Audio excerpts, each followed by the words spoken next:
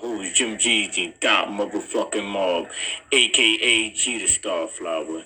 And y'all know what tonight's segment is. It is Wednesday, and y'all know we all the way turned in and tapped in with that side. You hear me? So, without further ado, we're going to jump straight into it. I'm not even announcing the brother's name or none of that. We're just going to jump straight into it, man. Making it make sense.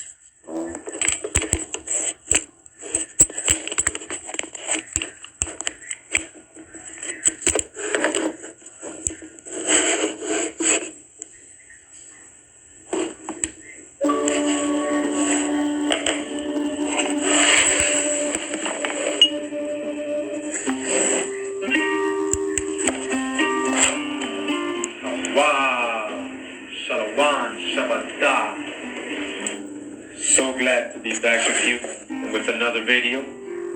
Some of that pure water. You know, this video evolved so much over the last couple of months, but I knew I had to be patient. You know, carefully research and gather this info, which I will be presenting to you. It's been a great journey so far. Dawada Hawa, for sure. I've had to deal with my share of static, of course, and the trolling, the harassment. But it has only made me more eager to prove what I'm presenting and saying. So, with that said, thanks to all the haters. Thanks for all the static. I know what was coming, but mainly, Hawa knew what he had in store for me, and he has prepared me throughout my life for this. So before I begin, let me just make something very clear. Now, this video has nothing to do with Africans or the Asian, Mongolian descendants that are called Native Americans. We ain't gonna have no hijack in this video. So I'm truly grateful and privileged to bring this to you. I truly feel that. So to the Chabata, to the viewers, my followers and subscribers, I just want to say very humbly, thank you from deep down in my heart. Thank you for the constant support and the kind words. Most of them really good. Appreciate all the comments everybody's left. You know, much blessings, much love, much aha to all you for supporting or watching. I hope these videos have been useful to you personally in your journey, like they have in mine. This knowledge that we're receiving, right, from the Most High. Oh, wow. So, do you know who you are now? Do you remember? Hope my videos have helped somewhat, make that clear. But if not, I really wanted to make something special and have something solid for the Shabata, the copper-colored tribes of America, the Aborigines, and as well for the hijacks, of course, the liars, the blind, and the ego-driven individuals who just refuse to accept and choose willful ignorance over foundational truth. So with that said, let's begin. Hawa. Hawa. Because, however, much America strays away from the ideals of justice, the goal of America is freedom.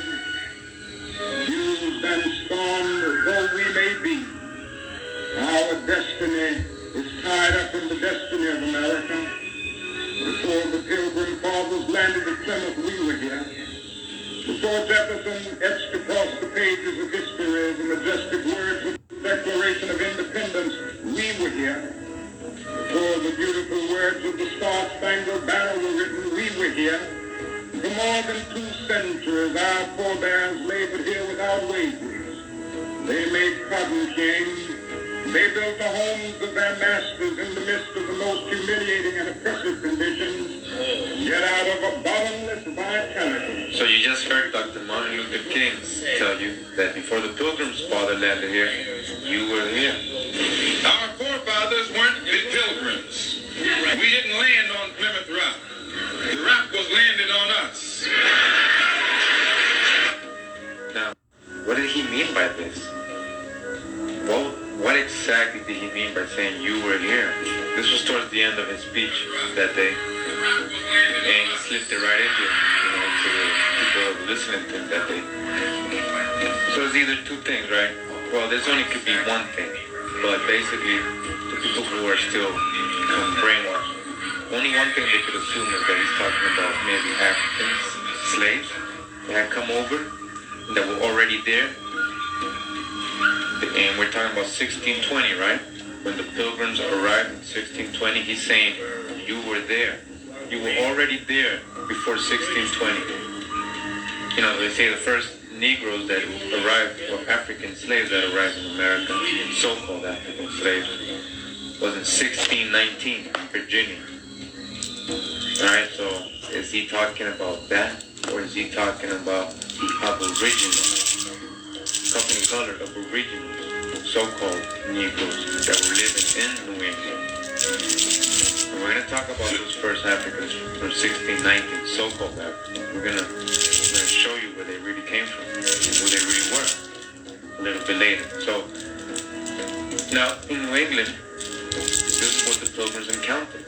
Now, as you can see from this image, these are clearly so-called Negroes, you know, in this drawing from 1600s by the book of John Ogilvie, right?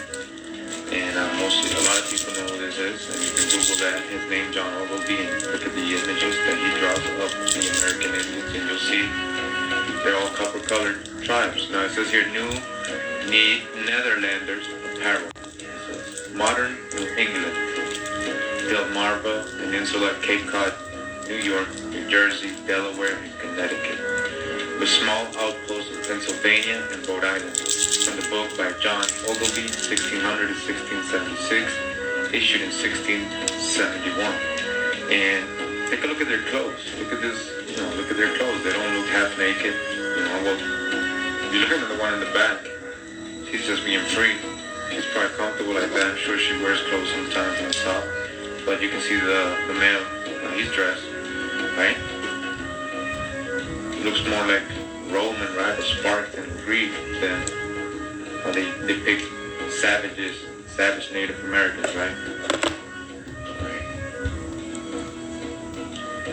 This right here is Chief Rain in the Face. He's a Wampanoag chief. Can't specify the year where I got the image, but he's from the Wampanoag tribe in Massachusetts. And this is Dorcas Honorable. It says the last known Native American woman on Nantucket, who died in 1855. This is from the Nantucket Historical Association. And Nantucket is an island really close to Plymouth. Let me show you right here. As you can see, where Plymouth is, in Nantucket, right below, right? And these are natives from the Narragansett and Wampanoag families. We got together to take this picture here. And they're part of the Algonquin-speaking tribes. And they're all over New England, Massachusetts, Rhode Island, Long Island, New York, Connecticut. Wampanoag, peace and blessings, King. As you can see, copper colored, right? This is what the Pilgrims were encountering. And this is Sarvia G. Mitchell, a Wampanoag Native American. As you can see, who does she resemble? And let's read right here. It says, Figure 17, interior view of the Mitchell home at Becky's Neck, circa 1893. Seated on the left is Serbia. On the far right is Melinda T. Wilima. That's another known native from that area. And immediately behind her... Mind you, these are Indian Americans. These are the original Indian Americans. These are our ancestors. Point blank period. You know, I'm just here to make it make sense. That's all. Y'all can turn in. What's going on, Quan? Peace and blessings, brother. Like, y'all can take heed to the words, do your own homework, and research, and just go about it that way, which I prefer for y'all to do. I prefer for y'all to do your own homework and do your own research. Peace and blessings, Kane. What's going on, my brother? Fly shit in the building, FSO business, man. We here, we making it make sense. You feel me? So we're going to skim through the video, all of us together. So we're going to make it make sense to us all. Even though I have a better understanding of what it is and what it ain't, you know. We're going to watch this together. And that's how I'm going to do these from now on, you know. I'm just going to turn into one of the videos that I haven't even watched myself. So I can feel like we all getting an understanding together. You know what I'm saying? Peace and blessings to all my brothers, man. Especially my bro Fly shit, man. He be showing me. I ain't even going to get into that right now. I'm going to definitely shout my brother out. Big shout out. It's Charlotte Wotone Sanuski. In the lower right-hand corner, there's a partial image of a seated man. This could be their brother Alonso. On the table behind Charlotte is a group of ryegrass baskets that they were working on. And the photographer L.B. Shaw, landscape photographer Elmwood, Massachusetts. Right? And this is another picture of them, the same three, in their home outside. So as you can see, copper color, right? This is Emma Mitchell, another Wampanoag Native American from Massachusetts. My brother, hustle in the building, So, all about the hustle. Shout out to my brother. Shinnecock Peace and tribe, blessings, right? King. Just wanted to show you something. Hey, we just here making it make sense, man. We here making it make sense. Y'all know what Jeezy do. I'm just here to enlighten my peoples. That's all, and that's it. Oh, yeah. Hey, Quan, I'm all the way tapped in, bro. All the way tapped in, brother. This is all I watch. This is all I watch. You feel me? I don't watch nothing else on TV other than these type of documentaries on YouTube. You feel me? I want to be in tune with who we are. I am in tune with who we are, you know? And that's why I carry myself the way that I do, bro. Love is love, though. I appreciate you, Quan. I know you guys know a lot about, rapping. You know what Old Dirty Bastard is, right? Old Dirty Bastard. So, in reference to the Shinnecock tribe, as you see here. And if y'all watch the video, it was a video on YouTube that was surfering or whatever about Old Dirty and him speaking on this. Exactly what bro's speaking on right now. Old Dirty spoke on this in an interview, in one of his old interviews or whatever. If y'all be paying attention. Now here's a little bit of the ancestral history to Old Dirty Bastard. The drugs, the crime, the poverty.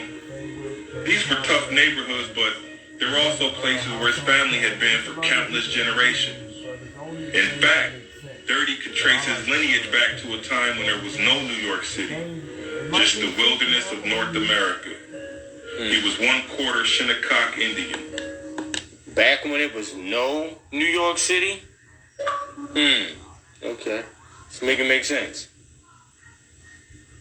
I don't watch TV at all, Quan. You hear me, bro? That's the fake news. We don't watch that. Then he started mentioning things that y'all didn't understand. He said he got his grandfather a copy, cheap copy. Let me take you to cheap copy. Him and his brothers, Fred Copy and them, they used to run our boys, right? My great-grandfather was an Indian chief. Shinnecock, for the Shinnecock Reservation in Long Island, Riverhead. See, that's where my mother met my father in Long Island. Dirty just carried his heritage to the limit. We're Indians. I say, and they used to say, yeah, we're Indians. We sold Manhattan. I said, well, listen, they sold Manhattan for drinking. So he always said, well, we're going to try to get it back. I said, well, please. You're not getting it back. Forget it. The Indian, the soul man that entered the white man, my grandfather. So you heard it, Old Dirty Bastard, his mom, Shinnecock, his grandfather. Shit, this Indians. He even sang it in the rap song you just heard there. Alright, so you can see there's a lot of history here in New England with copper-colored tribes. I'm talking about Chief Copy. That's my mother's father. Now I'm talking about my grandmother, her father's history. That's Reverend Militant. Now Reverend Militant, he had a church. He started the first Baptist church. He died in 103. Was never seen now. Always knew what he's talking about. But he was back in slavery time. And to hear him speak of what happened, it was I just couldn't believe it. But he was free, and he came to New York to find a place for my grandmother. This was his area when he came up from the south, all up down here. It's right about here. This is where my grandfather's house was, right here. This is Bridge Street, and this is where his house was situated in the 1900s. So I got two historic legacies in my family, on my grandmother's side and on my grandfather's side. So now, and these two people get together and have children. That's where we come from. That's where Dirty come from. That's where Ray Ray come from. That's where 12 come from. Shit, Murray, all down the line.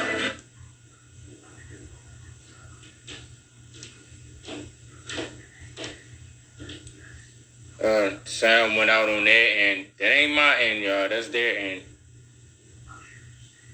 I don't know if it was something that they wouldn't supposed to have been saying, or whatever the case may be. But y'all see, like, I've been knew Wu-Tang was turned all the way in. I've been knew that Wu, like, if y'all really listen to Wu-Tang music, man, they speak on a lot of spiritual things within they raps, you know. All of them, though. Every last one of them. Why do you think they had the names that they had within that group? Those names had a meaning behind those names.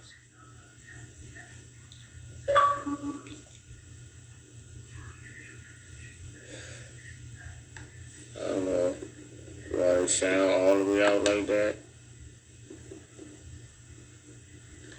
Man, that's messed up. Dry skin, soothed. There's before, and then there's aquaphor.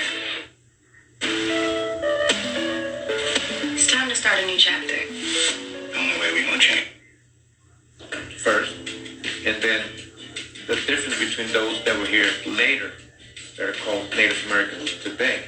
The science is the same, right? It says anthropologists have long puzzled over why Native Americans don't look more like their ancient ancestors, who migrated into the Americas during the Pleistocene, the epoch that encompassed the last ice age that ended about 12,000 years ago. So anthropologists are clearly telling us that the bones they're finding don't look nothing like the Native Americans of today, and they're puzzled as to why. Why don't they look like that anymore? Right? Let's go down. In a flooded cave in Mexico, divers transported skulls for 3D scanning between 12,000 and 13,000 years old. The skull is part of the most complete skeleton of such antiquity yet discovered in the Americas. It says the ancient skulls are larger, their faces are narrower and more forward projecting, and they more closely resemble native peoples of Africa, Australia, and the southern Pacific Rim than they do their supposed American descendants. Alright, so you hear that? So these skulls they're finding, well, this one especially in this cave, 12,000 years old, says that it resembles more native people of Africa and Australia, right? You know, what do these people look like, right? So-called Negro, right? Then they're supposed American descendants, like the Mongoloid peoples that are in the reservation slave. They don't look nothing like them, right? These are National Geographic. So you can continue reading this. It's online. Just Google it. Let me go to something else. So it says here, a DNA search for the first Americans links Amazon groups to the indigenous Australians. This is from the Smithsonian.com. It says the new genetic analysis takes aim at the theory that just one founding group settled the Americas. You can see here, this copper-colored native, right? Alright, so it says Brazil's Surui people, like the man pictured above, share ancestry with indigenous Australians. New evidence suggests. Part of the article where it's talking about this findings. It says race group had also previously found evidence of single-family migration. But while sifting through genomes from cultures in Central and South America, Pontus Skoglund, a researcher in Ray's lab, noticed that the Surui and Caritiana people of the Amazon had stronger ties to indigenous groups in Australasia and Australians, New Guineans and Andaman Islanders than to Eurasians. Right? So, Central and South America, right? It says other analyses haven't looked at Amazonian populations in depth, and genetic samples are hard to come by. So, the Harvard lab teamed up with researchers in Brazil to collect more samples from Amazonian groups to investigate. And that's another thing, man. When it comes to tracing our backgrounds and our family roots and things like that. DNA is definitely not the way. Definitely, most definitely not the way. You know, you really have to do your own research and do your own homework on your own ancestors. You know what I'm saying? Ain't no going through them trying to figure this out. Because they already been lying to us as long as they have. You know, so it's up to us, you know, to pick that foot down and do your own homework and research and find out who the fuck your ancestors are, you know. I know for a fact that we all been lied to, you know. I've been preaching this for a very long time. It's like now I'm just going to throw it in y'all face, you know. It ain't no more me, you know, keep preaching and saying this and saying that, what we should do and shouldn't do. I'm just going to present certain things to y'all now. Whatever I'm tapped in with, I'm just going to present it to the universe now. And just we're going to go about it that way. Then you can do your own search. The matter. Together they scrutinized the genomes of 30 Native American groups in Central and South America, right? 30. Using 4 statistical strategies, they compared the genomes to each other and to those of 197 populations from around the world. Now, listen to this. The signal persisted. 3 Amazonian groups, Suri, Caritiana, and Shavante, all had more common with Australasians than any group in Siberia, all right? They're not related to Siberians. There you go again. So, let's continue with this. All right, so scientific anthropology, we see that basically correlates with historic data, like this 1828 Webster's Dictionary telling us that the American is a native of America, originally applied to the aboriginals or copper-colored races found here by the Europeans. Alright?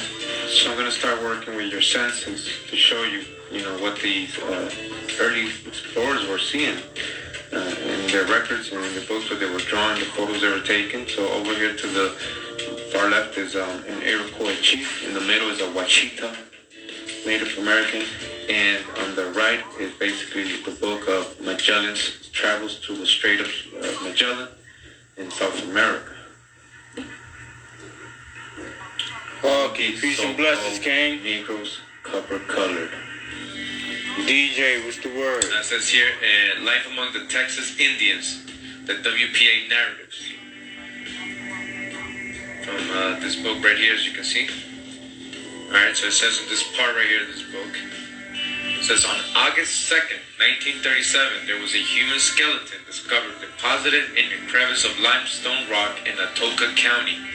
This location being within the boundary of the hunting grounds in which the Comanche Indians were permitted to use as their hunting grounds for 90 days. At that time, permission was given. A band of Creek Indians was hunting in different locations. Pittsburgh County without permission, which caused some trouble between the Choctaw and Creek Indians. In all probability, the Comanche Indians at their usual hunting season camped at this particular place. The human skull and skeleton shows that probably he was a Negro Indian type. Probably a Negro Indian type, and indicated that he was shot with a bow and arrow. The arrowhead being the type that Comanches use. Blessings, King. You know the vibes. I'm here to make it make sense. Entering the body extends into the backbone, and the point of the arrowhead still remains in the backbone of the skeleton. Beads and other ornaments found with the skeleton show the type that a Creek Negro Indian wore in those days. Again, a Negro Creek Indian, the type of clothes, and the beads, and the ornaments. Alright? More correlation. Greek Negro Indians. Now let's Greek go Negro to Indians. this journal. Is from an anthropological science magazine journal. This came out in 1939. Volume 38 actually spoke of the same thing. It was like the beginning of the talk, and the next month for volume 39, I ain't even gonna hold y'all. I'm actually in the process of trying to get these type of documents for myself. Like, I really want to go into detail with this shit. You know what I'm saying? Right now, I'm just basically presenting most of the information that I be receiving from certain individuals that I'm tapped in with. You know what I'm saying? That's basically what I'm doing. But I want to actually have these documents for myself so I can really do my own research and homework on what I need to know.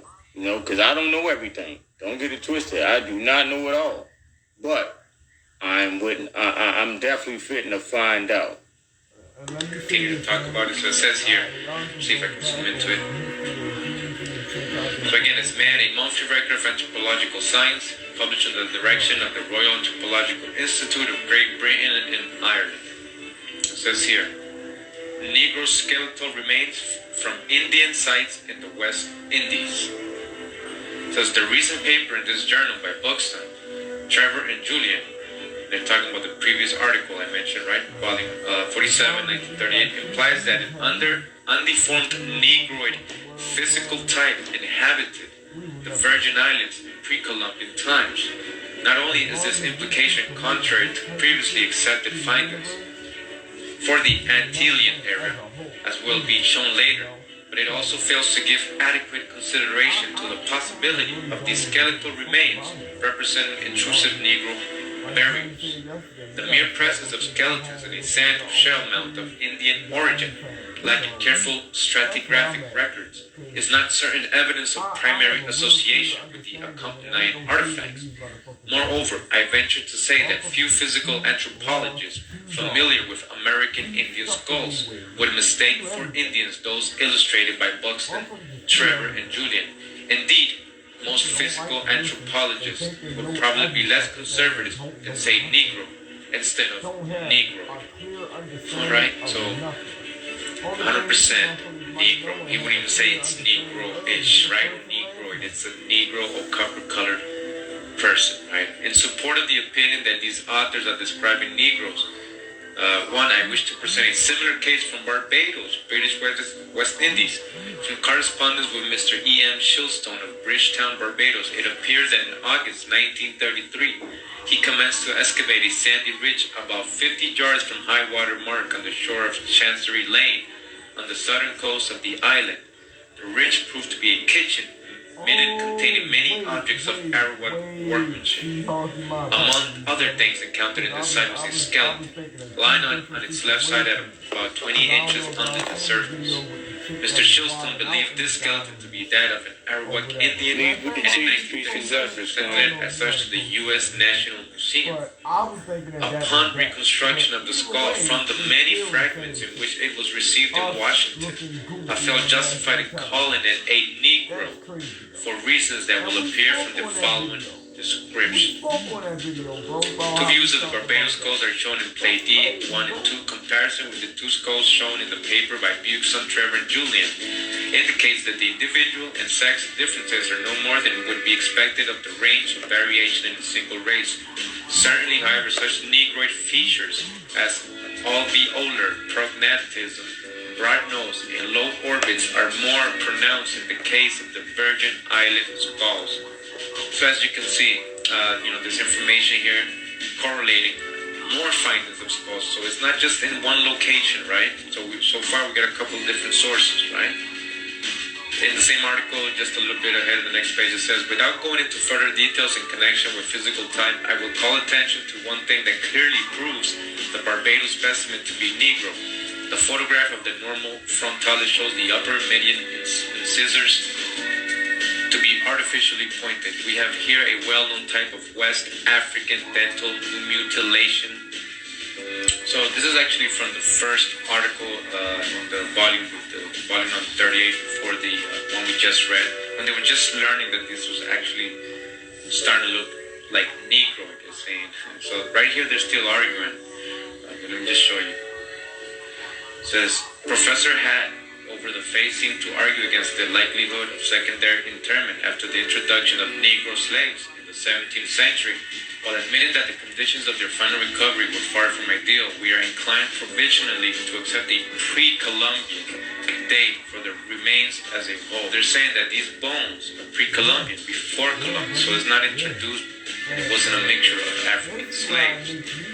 Now, let's read on. So it's interesting. It says, it is perhaps not without significance that Sir William Flower, 1895, commented on the Negroid characteristics of 2 out of a number of Jamaican crania of undoubted Indian origin, examined by him. This series was subsequently measured by Dr. Haddon, who mentions the occurrence of considerable variation in the values of the nasal and indices in his note on the craniology of the Aborigines of Jamaica, dured in 1897. Additional human material from the Virgin Islands may elucidate the problem arising from the present discussion. So it's becoming a problem to them because they're finding all these Negroid skeletons, right, pre-Columbian, all over the places, right? So that book from Jamaica, or that reference, you can find it here if you see it. It says, during J.E. 1897, Aboriginal Indian remains in Jamaica. Flower Sir William, 1895, on the recent discovered remains of the Aboriginal inhabitants of Jamaica. I did find the books, but as little brief parts, and they're blocked. You have to be a member of like a university or something and put in your password. So I wasn't able to get the exact, but if you guys have access to it, there it goes. Alright? Just do the research, it's there. Now, before we continue, I just wanted to talk about how ancient people, medieval people, colonial people were depicted in Americans. As you see these two here pointing to the map of America. This is from the British Museum website. This is an emblem of America. This is another personification here of America. America, again, historical drawings. And more. The one on the right is from a museum in Holland. And more depictions here of American indigenous people. The Hispaniola, where Columbus landed, as you can see, he has natives underhand, copper colored. This is the natives zoomed in, as you can see, clearly so-called Negroes, right? This is Hernan Cortez in the same painting, just over to the right. And zoomed in, you can see. And these are the Indians that Columbus supposedly brought back to Europe, to Spain, and introduced to the king and queen. As you can see, these are copper-colored, so-called Negroes. So again, in these old depictions of the Aboriginal Americans, we run into this pattern of them being copper-colored, right, or so-called Negroes. This wasn't because they didn't know or they were guessing. Didn't they say Christopher Columbus discovered? For you to have this perspective. Okay. What these people are encountering on this side of the world. Good girl. That is all. Hey, we just here to make it make sense, y'all. Giving horses the right care. We just here to make it make sense. I also found this article, right? And it says, Rayalapa vermela hominid, morphological affinities of the earliest known American. Alright? So let's just read a little bit here. Alright, let's close up. It says, several studies concerning the extracontinental morphological affinities of Paleo-Indian skeletons carried out independently in South and North America have indicated that the Americas were first occupied by non-Mongoloids. You hear that? Non-Mongoloids that made their way to the New World through the Bering Strait in ancient times, because that's the only way they could imagine it. The first South Americans show a clear resemblance to modern South Pacific and African populations. You hear that? While the first North Americans seem to be an unresolved morphological position between modern South Pacific and European. In none of these analyses, the first Americans showed any resemblance to either Northeast Asians or modern Native Americans, okay? So far, these studies have included affirmed and putative early skeletons thought to date between 8,000 to 10,000 years before the present. In this work, the extracontinental morphological affinities of Paleo-Indian skeleton Bless you, Lord. Appreciate you for turning in. 11,500 years before the president. Lapa Verma hominid or Lucia is investigated using as comparative samples howls, worldwide modern series and hapgods, old world late Pleistocene fossil hominids, The comparison between Lapa Bertmana hominid 1 and Howell series was based on canonical variety analysis, including 45 size-corrected craniometric variables, while the comparison with fossil hominids was based on principal component analysis, including 16 size-corrected variables. In the first case, Lapa Bertmana fourth hominid 1 exhibited an indisputed morphological affinity, firstly with Africans and secondly with South Pacific populations. You hear that? They were Negro. These skeletons, anthropological science has concluded that it resembles more Africans and second South Pacific population instead of the actual Native Americans of today, Mongols. In the second comparison, the earliest known American skeleton had its close similarities with early Australians in Sukodian, Upper Cape 103 and Taforald 18. The results obtained clearly confirm the idea that the Americas were first colonized by a generalized Homo sapiens population which inhabited East Asia in the late Pleistocene before the definition of the classic Mongoloid morphology. Alright? And it's not me who's created this. This is from Silo Lab, Genetics and Molecular Biology. This is from the Genetics Molecular Biology Journal, Volume 22, Sao Paulo, December of 1999. Alright, just in case you guys want to go look it up, here's the email. You can contact them and ask them for yourselves. Alright, so before we go into the historical accounts of what these early colonists, explorers, settlers, pilgrims, conquistadors saw, described as the characteristics of these aborigines or indigenous people they were encountering, the colors, how they were, their complexion, their stature, the body type, and everything. We're going to go over some words that they're going to mention a lot, such as copper colored. So, as we all know, if you don't know the color of copper, right, let's take a look at a few examples, right? Copper. We know that the penny is made out of copper, and even the old pennies were even a little bit darker. So, it does make sense, when they say copper colored, who they're referencing, right? And we just need to use our senses for that. They also mention a lot, of course, brown skin. We know as well who is brown skin and what color. Let me see this, man. A lot of us so-called black people run around here complaining about so much that has been done to us, this, that, and the other, and this, of slavery and all that fake ass shit. When our whole race was stolen from us. Y'all understand how deep that is? Fuck the money, fuck everything else. Our whole race, our identities have been stolen from us. So all these years we were running around here thinking that we are something that we are not. Understand that. And it ain't just black people who has been lied to. We all have been lied to. Every last race. Understand that. Usually the shades of brown are. We have a reference of as well as Swarthy. And Swarthy, basically the meaning of Swarthy just means, dark skin or black or a dark complexion. They're also the reference of the Aborigines being of cinnamon color. Right? We know what that looks like. Come on now. I hate to, but it's like, it'd be a lot of shit I be wanting to say. It's a lot of shit that I hold in and I really don't, speak on because I know don't nobody really, either they don't have an understanding of it or they don't care to understand it, which is crazy to me. But it's like this, right?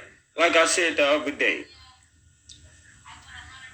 black people, so-called black people, get mad about certain names that were put upon us and labels and things like that, when all reality, we created those labels. We created the reasons why those names are being called.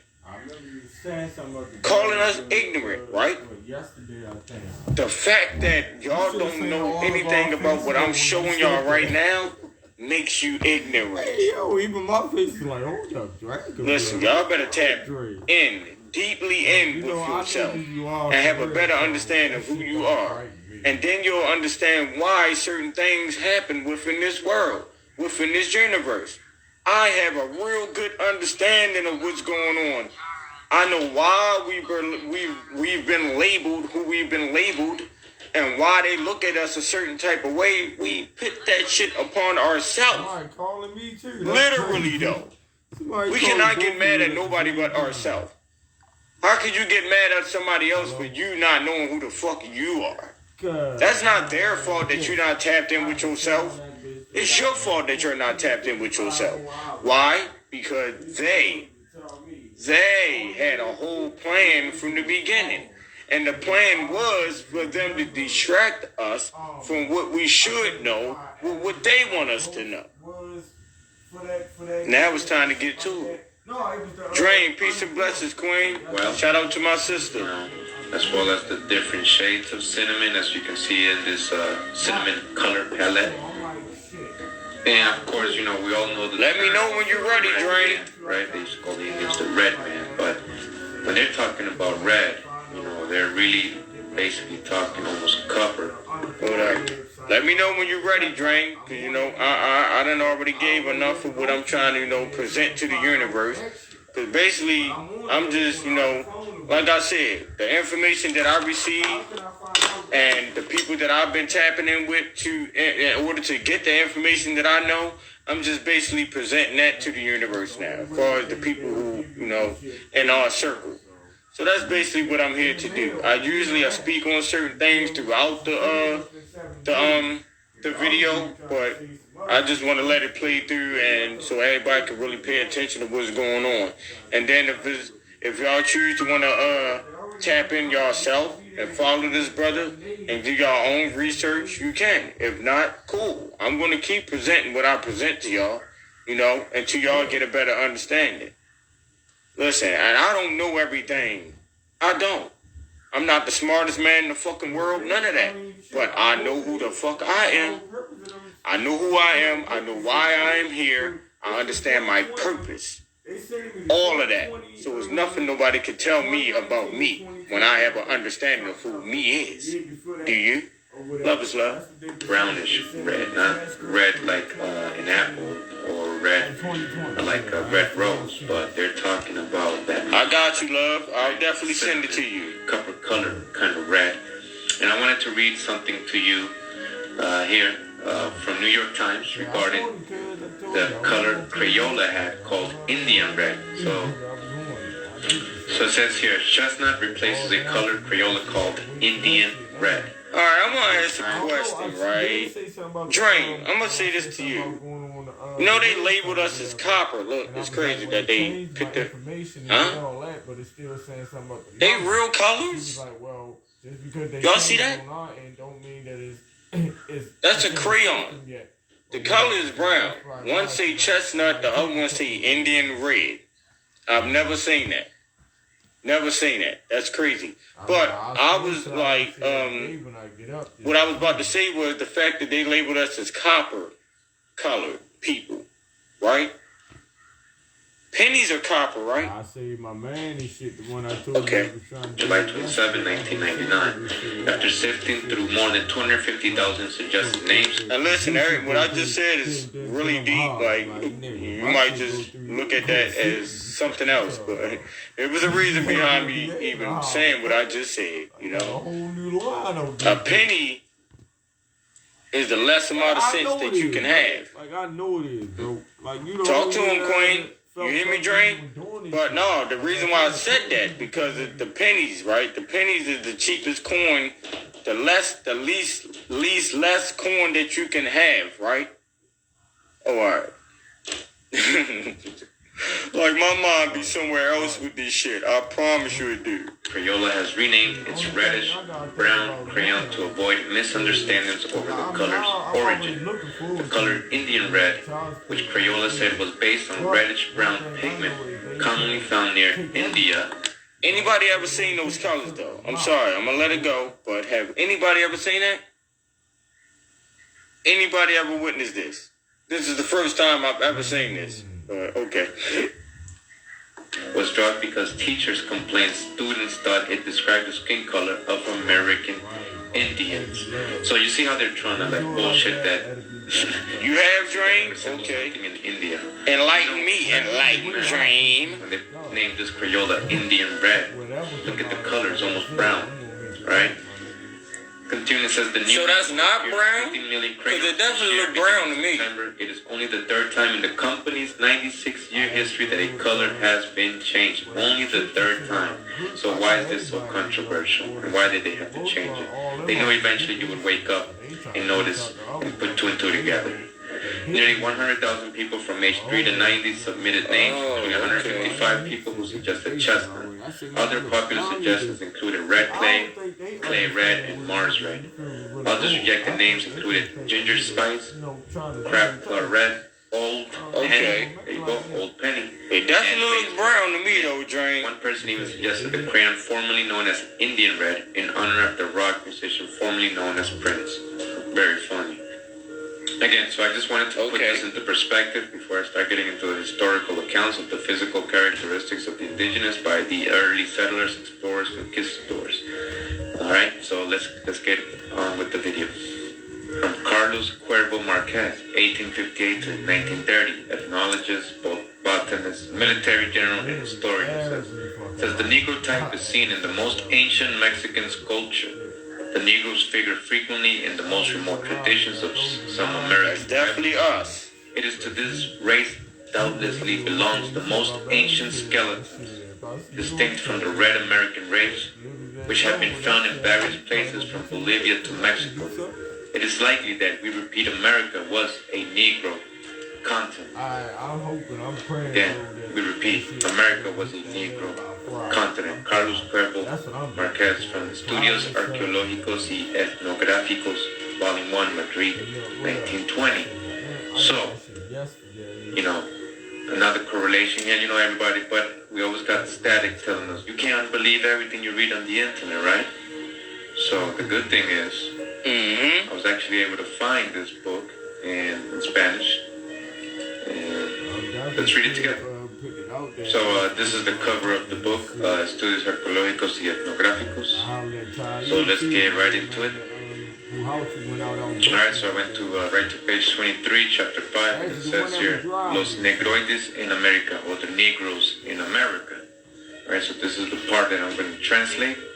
So take a look at it. So what I did is I copy-pasted this and brought it to Google Translate. Alright, take a look. So it translates to, says, several isolated but concordant facts allow us to suppose that before the formation and development of the three great ethnographic groups of which we have just spoken, the Pampas, Andeans, and Caribs, a large part of America was occupied by an inferior race of Negroid type. The conquerors found scattered throughout the New World small tribes that from the first moment were, and continuing, this is what I'm going to translate now. Continuing. Okay, I agree with that, so again, Drain, but... So who were the ones that were already here when Christopher Columbus, so-called, discovered here? The snails from Haiti. I'm focused on the originals, the aboriginals, and the original. The Portuguese and the Malayas from Brazil, the Manatus, Quito, the Chuanas, the Darien, etc. And just to finish up, this is the next. Hey, Dream, and the reason why I always speak about that African, when I say I'm not African American, because my family roots doesn't trace back to Africa. My family roots trace back to Indian, Cherokee Indian.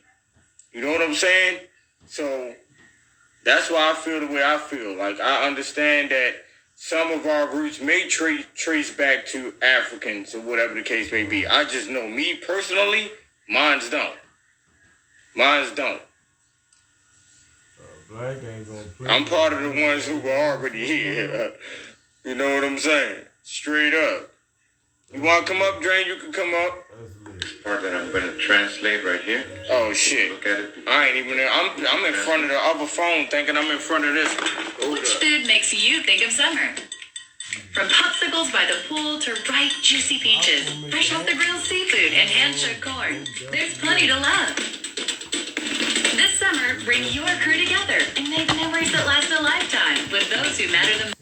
Cooking classes and more, just waiting to be devoured. Summer starts here. Dive right in at Safeway.com/summer and soak it all up. Okay, so Jeans, I'm about to answer your question. Hold on, let me pause it.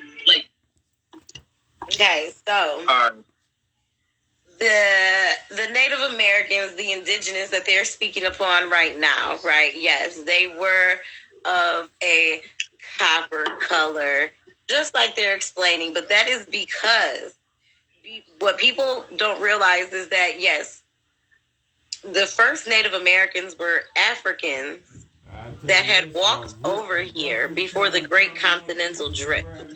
You have to realize that that before the continents split up, all the continents were one piece. So we could. Right, let me ask you, Drain. Let me ask you. You said the first Native Americans were African that had walked over here before the Great Continental Drift. That's why you see African American in every culture. You know what I'm saying? You see it in the Japanese. You see it in the Chinese. You can see darker skin tones in different countries. You know what I'm saying? Right. It's because that's how we populated the earth, is before the Great Continental Drift. You know, all the continents were still together, so we had access to be able to walk, ride horses, camels, elephants, wherever, to get to these new lands that were outside of what Africa was. It wasn't until the Great Continental Drift when the continents split up and drifted to where we are at now. So the people that were in North America, that's where we were at. We drifted off into this part of the earth where we have to adapt to that climate. So you figure your skin changes when you're adapting to climate. Your skin changes, your hair changes. You get used to it. So genetically, those people they change. You know what I'm saying? But once the slave trade did start, and again, Christopher Columbus, his navigator was a black man. His navigator was a black man that showed him how to get to America because his people had already been here before. And that's a given fact. You know what I'm saying? We should all know that's how Christopher Columbus got here, was from a black man. His navigator was African. You know what I'm saying? And like I said, his people had already been here before. So when that happens, Christopher Columbus come over, New World, all that shit, blase splee. Then here comes the slave trade and all of that. You know what I'm saying? Those are the Moorish people, right? Who you talking about? Right. So now when the slave trade happens, you know what I'm saying? Now when the slave trade happens, now these Africans that are being brought over from Africa over to America, you know what I'm saying? The ones that are running away, they're integrating with the Africans that were already on here that these white people are calling savages. You know what I'm saying? Native Americans, not realizing, you know, these motherfuckers, those are the people that have already been here. If you look up in the peace treaty of the United States, those people are protected. Those Moorish genes. Man, you still be getting that shit, cuz? Making it make sense. The Aboriginals, you know what I'm saying? Like, but I think that's what, like I know I'm not a descendant of slavery because I understand the concept that there was already Africans already here. We just called them Native Americans. Their skin only got lighter, really, like I said, due to climate and then the interchanging and mixing with the races when the white man came over and was raping them and slaughtered them. Those original Africans, those people were gone when them white people started coming over here. Cause listen, a nigga So, only put so like in a 2 way, drops we on all shit are like this, descendants bro. of Remember, Africans, cause you was telling me to put more but drops. it's So that just nigga that only put these like particular two group of drops on Africans this were already on right. American, North America Nigga soil all the way right. before Shit. slavery began. Bro. Right. So far as the people that were already here when Christopher Columbus came here, who were they people? Who were those people? Those people Or is he were speaking about the same people? those people I figure are the descendants of the original Africans that walked over when the earth was first being developed. You know, I don't necessarily believe in just like Adam and Eve were the only 2 people on this earth. You know what I'm saying? Right. Because I know the Anunnaki didn't just develop 2 people as a test run and see how it went. You know what I'm saying? There was more people outside this so-called Garden of Eden. You know what I'm saying? But though I feel like those people migrated. You know what I'm saying? Those people might have began in Africa, you know what I'm saying? But they migrated, they moved, you know. So when Christopher Columbus came around, those are the generations that had already been here. That's why they had a lot of the same cultures. That's why a lot of the Native Americans that were here that didn't get slaughtered off by the white people. That's why they accepted a lot of runaway slaves to come into their tribe. That's not when you get your African American, and I'm mixed with Cherokee and all of that shit. So low key, it's possible that somebody in your family was possibly a runaway slave and met in a Native American tribe and was accepted and made it. You know what I'm saying? Had babies. Right. Let me ask you this, Drain, because I've been like, there's a lot of shit that I be having in my head that I don't really question. What's the difference from the Native Americans and Indian Americans? Because for a long time, I always thought that they were the same, to be honest. But now I know that we are the original Indian Americans. I do know that for a fact now. But what was the difference from the Native Americans and Indian Americans? Like, well, see, I consider an Indian American somebody from India, from the actual country India. You know what I'm saying? Right. I don't know why they started calling them Native Indians. You know what I'm saying? Now, if you consider it Indian, to call a Native American an Indian is kind of a derogatory term nowadays. You know what I'm saying? Like, you're supposed to say Native American or even indigenous now. You know what I'm saying? That's the correct political term. But when I think of Indian American, I think of like somebody from India. Right. You know, that's what I think of. So, but if they're saying that we are the original Indian Americans, like, how did that come about? Because I know that for a fact. I really do, because that's only because they don't ever want us to know what our real history is. They don't want us to know what our origin is. We African Americans are the only people that don't have like an origin per se. You know what I'm saying? Like, you know, like we don't have a name. I mean, that's why in the census it kept switching. Like Caucasian. Like Caucasian or Middle Eastern, you know what I'm saying? Japanese, Chinese, like we don't have a name because where the fuck is African America? You know what I'm saying? Where is that?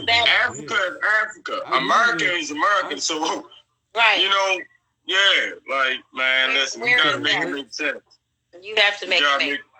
Yeah, for real, man. Like, you know, like I said, I don't know it all. I learned a lot from you. Shit, I be tapped in. One thing about me, I have no issues with sitting back, shutting the fuck up and listening when shit makes sense. Especially if it's something that I have no knowledge of, I want to know what, you know. So I sit back, so I observe, and I listen. You feel me? And that's how I learned from my cousin. My cousin, he's on here. He's not out. He's not watching right now, but his name is Anunnaki. Go to sleep. You know, so and I can't see no comments or anything, so I can't see like who's in here or nothing like that. 10 minutes, nigga. But that was it. But yeah, though, like I've been studying like our history and trying to learn like who we are as a people since I was 13. So like that's my own conclusion as far as it goes. You know what I'm saying? Like that's what I came up with. You know what I'm saying? Like that's the only way really we could have that Native Americans really could have got here. If Africa is the birthplace, is the motherland, then the only way that we were able to get over here, how these other people developed, and that goes for every race, Japanese, Chinese, everything. You have to think like back in biblical term, back in biblical days. If you remember the Tower of Babel, the ball, whatever it's called, Tower of Babel, whatever, right? And everybody was working on this tower. This is what the Bible says, that everybody was working on this tower, and there was so much confusion and evil and corruption that God made everybody speak a different language. And that supposedly is how the races came about. So you figure if everybody was speaking a different language, that means the Mexicans went with the Mexicans, the Chinese went with the Chinese. You know what I'm saying? The blacks went with the black, you know, like and so forth and so on. And then they dispersed into their own country. They went okay, the Japanese were like, okay, well, shit, we speak Japanese. We finna go on over here. This is our territory. You know what I'm saying? But you figure back then, that's before the Great Continental Drift. So you figure Africa, Japan, all the continents, North America, South America, Antarctica, everything, Australia, everything was still connected. So you could take a horse. It might take a month or two to ride a horse to North America, but you could do that back then because there was no water separating us besides lakes and rivers. The ocean wasn't separating us. We were surrounded by the ocean. But after the continental drift, that's why we are separated by water. Okay. So, you know, Enlightened Dream is very enlightened on a lot of subjects, my loves. Yeah, I see. That's why I ask questions, you know. That's why I ask questions. I am more than just a pretty face. Oh, shit, it is 10. We went past the time. It is 10 o'clock. But I'm about to end this. I'm about to end this joint, and I'm going to tap in with you, Drain. All right, for sure. I appreciate you, Queen. Yep, not a problem. I'll see y'all. And it says, the skeleton. Peace, gang. Right. My brothers.